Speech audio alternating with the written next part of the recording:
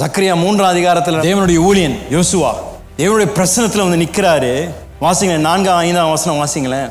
யோசுவாவோ எனில் அழுக்கு வஸ்திரம் தரித்தவனாய்.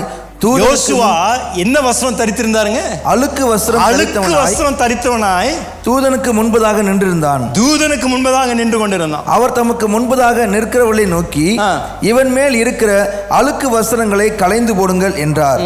பின்பு அவனை நோக்கி, பார், நான் உன்னை அக்கிரமத்தை உன்னிலிருந்து நீங்கச் செய்து உனக்கு சிறந்த வஸ்திரங்களை தரிப்பித்தேன் என்றார்.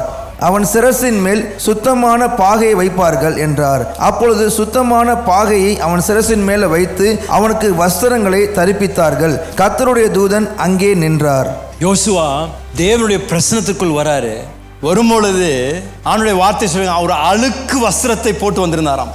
அவர் தேவ பிரசனத்தில் நிற்கும் பொழுது அவர் அணிந்திருந்த வஸ்திரம் அழுக்கா இருந்தாலும் தேவனுடைய பார்வைக்கு முன்பதாக அவர் எதையும் மூடி மறைக்கல.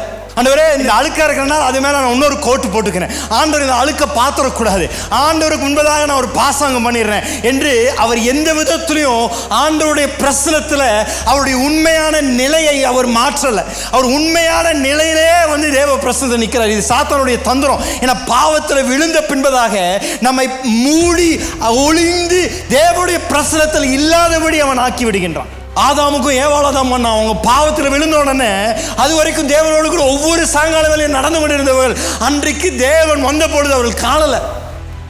எங்க இருந்தாங்க ஐயா? ஆண்டவர் கேட்கிறார், ஆதாம் எங்க இருக்கிற? ஆண்டவரே, நான் ஒளிந்து இருக்கிறேன் ஆண்டவரே என்று சொல்றார். ஏன்?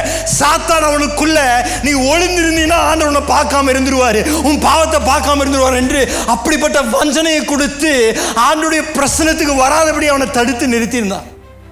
ஆனா யோசுவாவோ அவன் இருந்த நிலையில் தேவனுடைய பிரசனத்தை வந்து நிற்கிறான். ஆண்டவரே, நான் போட்டிருக்கிற வஸ்திரம் அசுத்தம், நான் போட்டிருக்கிற வஸ்திரத்தில் அழுக்கு இருக்கு, ஆனாலும் நான் நிற்கிறேன். ஏன்னா ஒரே ஒரு இடம் தான் உண்டு, என் வஸ்திரத்தை சுத்தப்படுத்தக்கூடிய ஒரு இடம், அது உங்க பிரசனம் ஐயா. அதனால என்னுடைய நிலையில் நான் வந்து நிற்கிறேன் என்று நின்ற பொழுது அப்பொழுது தேவன் அவனை பார்த்து, உன்னுடைய வஸ்திரத்தை நான் மாற்றி உனக்கு ஒரு புதிய வஸ்திரத்தை கொடுத்து நான் நீதிமானாக உன்னை மாற்றுகிறேன் என்று தேவன் அவனை மாற்றுகின்றார்.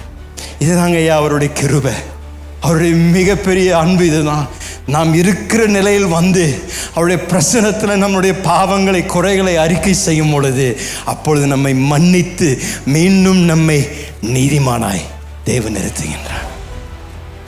ஆனால் சாத்தானுடைய தந்திரம் இந்த பாவத்தை இருள வச்சு மூடி மறைச்சு அதை யாருக்கும் தெரியக்கூடாது என்று அவன் அப்படிப்பட்ட ஒரு வஞ்சனையில் பலரை நடத்தி கொண்டிருக்கிறான்.